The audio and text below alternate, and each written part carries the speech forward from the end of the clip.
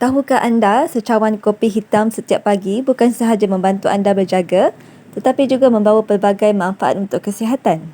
Dalam video ini, kami akan kongsikan 8 kebaikan kopi hitam tanpa gula dan susu yang terbukti secara saintifik. Yang pertama, kaya dengan antioksidan. Kopi hitam mengandungi banyak antioksidan seperti asid klorogenik yang membantu melawan radikal bebas dalam badan. Antioksidan ini boleh mengurangkan peradangan ataupun inflammation, melambatkan proses penuaan dan menurunkan risiko penyakit kronik seperti sakit jantung dan kanser.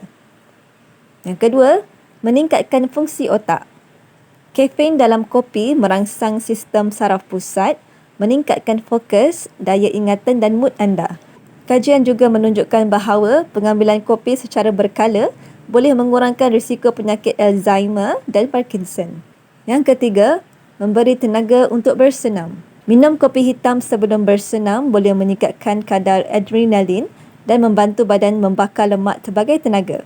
Ia menjadikan kopi sebagai booster semula jadi untuk prestasi fizikal. Yang keempat, membantu proses penurunan berat badan. Kopi hitam rendah kalori dan mampu meningkatkan kadar metabolisme sebanyak 3 hingga 11%.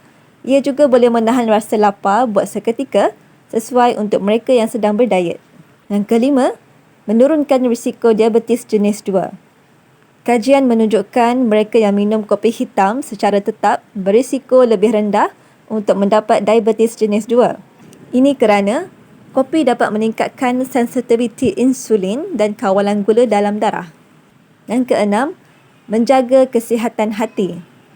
Kopi hitam juga melindungi hati daripada masalah seperti penyakit hati berlemak, hepatitis dan sirosis.